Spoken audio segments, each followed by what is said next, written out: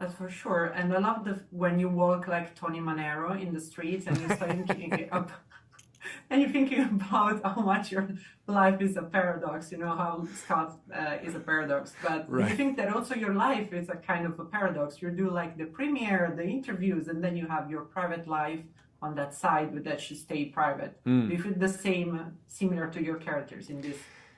I do, in that way, when you put it like that, it is true. I mean, it feels like the character Scott Lang has always had this kind of conflicted relationship with being a superhero versus being a dad. He identifies as a dad, probably more than a superhero. He wants to be a good father. He understands the ways that being a superhero might get in the way of that, but at the same time, it is kind of also who he is and his calling or whatever that may be. I suppose in my own life, I feel that I have 2 kids of my own. I have a daughter as well. I just want to be with them. I want to be a good dad. I don't know if what I do is a healthy thing for a child to grow up like a dad who has to go away and film a movie or go away and promote a movie. It's a weird life. And I have my own issues with that. I have my own sense of guilt and my own concerns. And so that aspect, not to kind of equate, being an actor with being someone who's actually saving the universe. I think one of those maybe outweighs the other.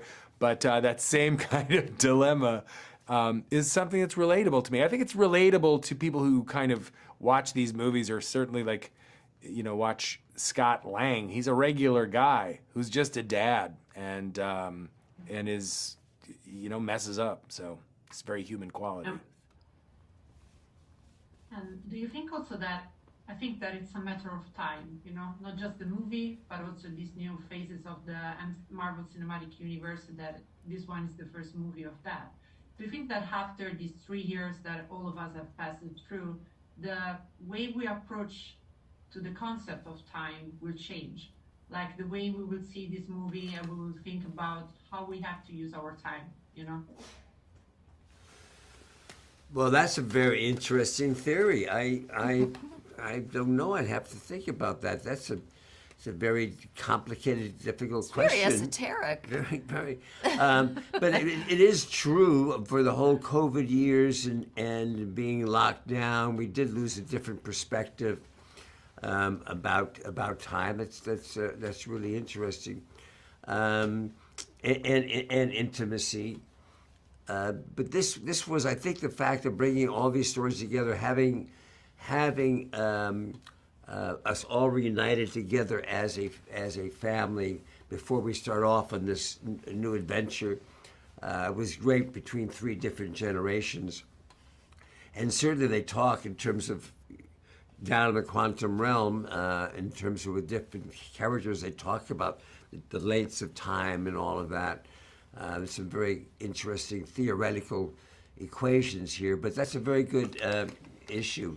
And you're bringing much, much more gravitas to Quantumania than I had ever imagined. So thank you very much.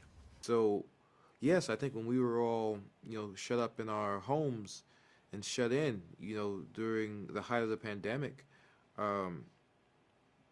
it gave us time to think about and to meditate on it and how we use it. And I know Kang is shut in, and has also had that meditation. And he represents that in some ways. He presents that. He also has found a way to conquer time, So I think it is something that connects everyone to the themes and potentially connects everybody to Kang, if not the character, but at least his point of view. Well, I certainly hope that it will change the way we tackle the topic of relationships and relating to other human beings. I do feel like this film is timely, and that people are coming out of isolation, and I see a lot of discomfort and PTSD in that. There's a lot of people who are feeling jarred by the messiness of humanity, and they've been separated from that for so long that the integration is difficult. And we see that thematically in the film through Michelle's character, Janet Van Dyne, when she comes back from isolation in the quantum realm. and she comes back into what is supposed to be this intimate, connected, beautiful, loving family, but she just is not assimilating well, and she's holding secrets, and she's keeping people at an arm's length. And I feel like there's such a beautiful lesson in this film for all of us right now, which is, you know, even though it's uncomfortable and even though it might hurt sometimes, get in the mess of relationships, get back out and connect and hold each other and rub up against each other and be in the friction. And that's actually where all the most beautiful things in life happen. And you don't have to be afraid of that friction, but you can embrace it and know that you're going to grow and you're going to have so many fruits of love that come from that. And I know that was completely not what you were asking me about with time, but No, when no, you no. met, I just, that's...